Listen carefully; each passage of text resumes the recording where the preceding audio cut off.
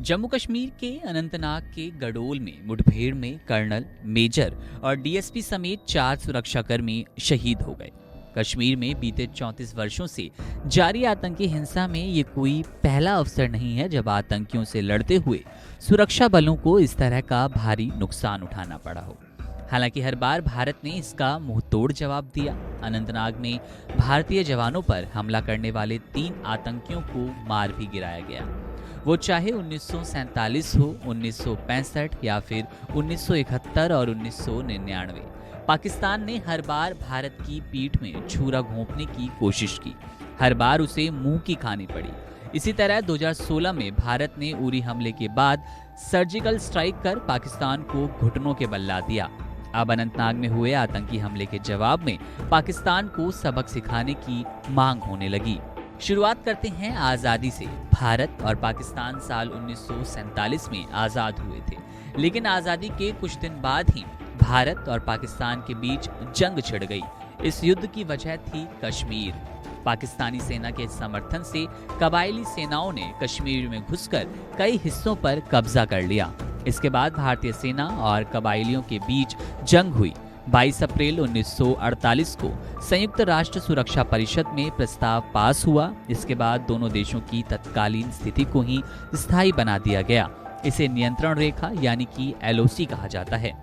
इसके बाद बारी आती है 1965 के युद्ध की।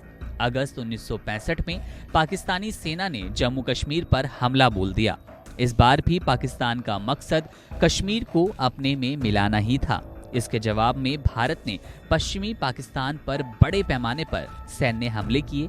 यह जंग 17 दिन तक चली। तत्कालीन सोवियत संघ और संयुक्त राज्य अमेरिका के हस्तक्षेप के बाद युद्ध को विराम दिया गया।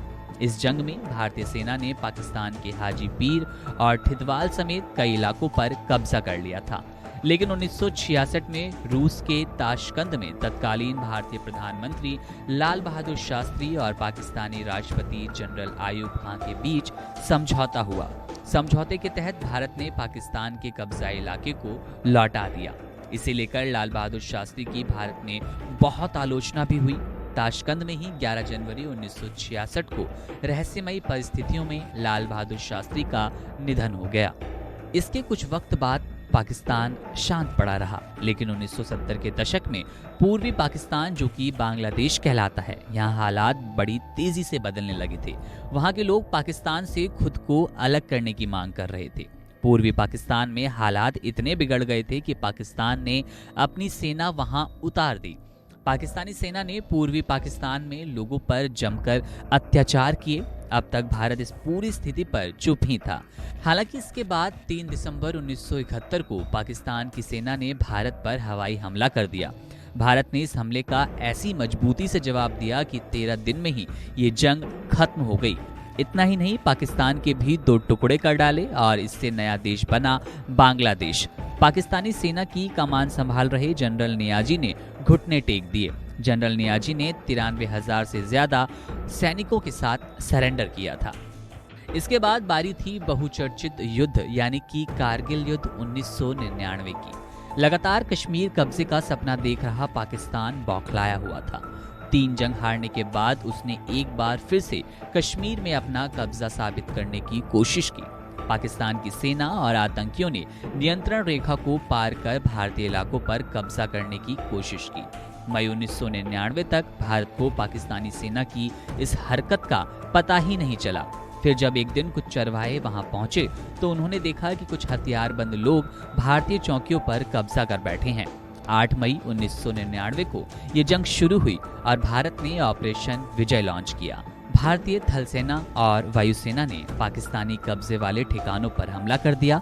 भारतीय सेना ने पाकिस्तानी सैनिकों को खदेड़ दिया और 26 जुलाई 1999 को कारगिल में तिरंगा लहरा दिया।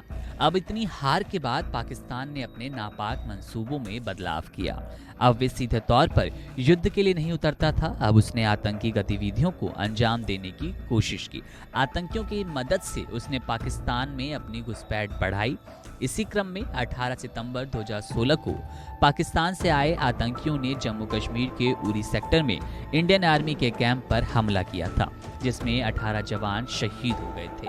इससे पूरा देश गुस्से से भर गया था। पाकिस्तान मानने को तैयार नहीं था, बस फिर क्या था। भारत ने कड़ा रुख अपनाया और ऐसा कदम उठाया कि न सिर्फ पाकिस्तान बल्कि पूरी दुनिया देखती रह गई। भारत ने 28 और 29 सितंबर की रात पाकिस्तान अधिकृत कश्मीर में आतंकी लॉन्च पैड्स पर सर्जिकल स्ट्राइक की और उन्हें तबाह कर दिया। बता दें कि इसके बाद भारत ने एयर स्ट्राइक कर पाकिस्तान को उसकी हैसियत याद दिलाई थी। दरअसल 14 फरवरी 2019 को पाकिस्तानी आतंकी ने सीआरपीएफ के काफिले को निशाना बनाया था। दरअसल जैश-ए-मोहम्मद के एक आतंकी ने विस्फोटकों से लदे वाहनों को सीआरपीएफ जवानों की बस से टक्कर मार दी। इस टक्कर के बाद एक जोरदार धमाका हुआ और बस से जा रहे सीआरपीएफ के जवानों के छत विछत शरीर जमीन पर बिखर गए। इस हमले में 40 जवान शहीद हुए थे।